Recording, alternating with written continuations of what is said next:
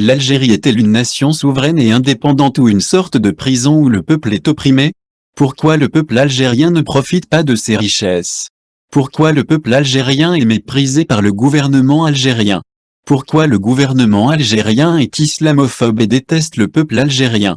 Pourquoi les Algériens sont empêchés de travailler, de se marier, et d'avoir des enfants? Pourquoi les Algériens ne sont pas des acteurs économiques mais seulement des consommateurs, des intestins? D'ailleurs certains ministres peut-être algériens ont insulté le peuple algérien de peuple médiocre, de peuple de cafards, de peuple intestin, un peuple sans droits humains sans âme. Pour eux le peuple algérien serait leur propriété, leur troupeau, un troupeau qu'il faut terroriser, malmener, tondre, voler et mépriser.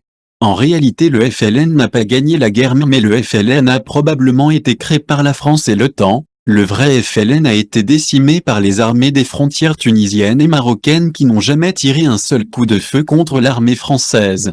Le peuple algérien ne pouvait pas gagner cette guerre d'indépendance car il avait contre lui non seulement l'armée française mais aussi toutes les armées des anciennes colonies françaises. Aux côtés des soldats français il y avait l'armée italienne, l'armée espagnole, l'armée américaine et l'armée anglaise, l'armée turque mais surtout les Sénégalais qui servaient l'armée française mais étaient d'une grande cruauté et bestialité car ils étaient affamés et ne percevaient presque pas de salaire. Ils tuaient des civils algériens, leurs frères musulmans contre de la nourriture, et parfois des femmes et des enfants puis réclamaient à manger à leur cantine militaire française. C'était opération meurtre contre nourriture.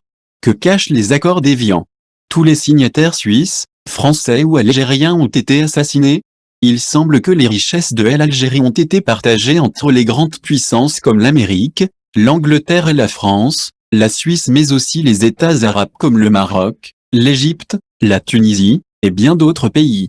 En Afrique par exemple il suffit de 2 heures pour ouvrir un commerce, une épicerie ou un bureau de tabac ou un restaurant. Il suffit de payer une patente d'environ 20 € par année et vous pouvez exercer une activité économique sans payer de TVA ni aucun impôt. Mais vous pouvez être victime de rackets par la police et l'armée. Le problème est l'insécurité et le faible chiffre d'affaires à cause de la pauvreté de la population. Une boutique peut rapporter environ 500 ou 600 € de bénéfices par mois mais la vie ne coûte pas cher. En Algérie par contre pour créer une entreprise sans recourir à la corruption cela peut durer des années. En conclusion l'Algérie ne se développe pas car le gouvernement sabote son développement pour faire plaisir aux grandes puissances et créer une dépendance artificielle de l'Algérie pour doper les importations et ainsi gonfler artificiellement les exportations des pays comme l'Europe ou la Chine. En réalité l'Algérie est autosuffisante sur le plan alimentaire mais c'est le Sud, le Sahara qui produit la nourriture mais sans chemin de fer dans le Sud les marchandises produites dans le Sud du pays ne peuvent pas être exportées vers le Nord car par la route et camion cela coûterait trop cher. Alors l'Algérie préfère importer par exemple des tomates marocaines mais qui ont été étiquetées espagnoles ou françaises pour assurer des revenus à l'Europe. Certaines routes en Algérie dans le sud sont en fait des zones militaires donc sans hôpitaux, sans aucune station-service. Si un camion tombe en panne, le chauffeur sans l'aide des autres Algériens pourrait mourir de soif ou de faim. Parfois un chauffeur doit parcourir 300 km pour trouver une station-service ou un restaurant. Par contre des barrages militaires il y en a partout. L'avenir de l'Algérie est le Sahara mais il semblerait que le Sahara ait été vendu ou donné aux grandes puissances et n'appartient plus au peuple algérien. Même le peuple algérien aurait été vendu comme si le peuple algérien était un troupeau de moutons. Avec ses ressources naturelles importantes en gaz et en pétrole, sa jeunesse éduquée et volontaire, l'Algérie dispose de nombreux atouts. Pourtant, beaucoup d'Algériens se définissent comme un peuple pauvre pour un pays riche. Car l'autoritarisme du pouvoir, les freins à la création d'entreprises, l'état déplorable des infrastructures et de l'agriculture laissent le pays entravé de toutes parts. Sans compter la vie quotidienne souvent compliquée, les coupures d'internet, d'eau, d'électricité, des coupures de gaz et de téléphone rendent la vie difficile.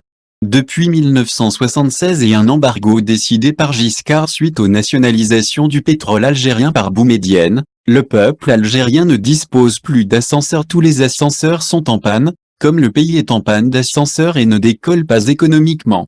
Des personnes âgées ou des handicapés vivent dans des immeubles aux étages élevés sans ascenseur et parfois sans eau. Il est difficile pour une personne âgée de monter au 5e étage d'un immeuble à pied avec 6 bouteilles d'eau sous le bras. Pourtant le secteur de la maintenance des ascenseurs pourrait créer des milliers d'emplois et faciliter la vie des Algériens, mais le gouvernement semble prendre du plaisir à torturer le peuple algérien.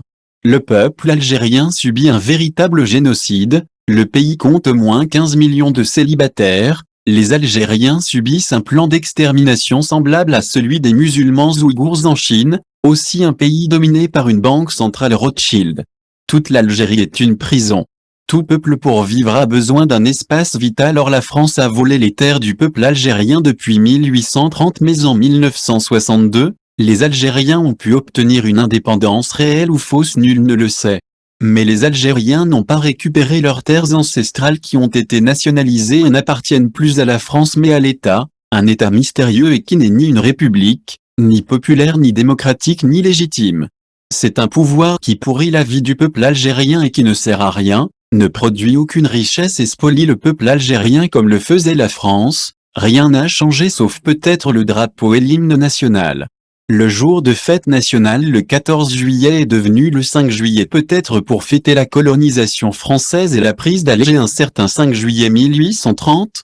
L'espace vital qui aurait pu servir à développer l'Algérie, le Sahara a été donné ou vendu aux grandes puissances. Le Sahara est une zone interdite au peuple algérien, une zone militaire. Mais néanmoins aucun pays au monde en vérité n'est souverain, aucun pays au monde n'est libre et indépendant, la démocratie et la république n'existent nulle part au monde. Tout n'est que mensonge, tromperie et propagande infantile. Pour Aristote il est aussi dans l'intérêt d'un tyran de garder son peuple pauvre, pour qu'il ne puisse pas se protéger par les armes, et qu'il soit si occupé à ses tâches quotidiennes qu'il n'ait pas le temps pour la rébellion. Serge Monast a dit: tous les présidents et rois du monde sont des satanistes et veulent établir le royaume de Satan sur terre, donc l'enfer sur terre.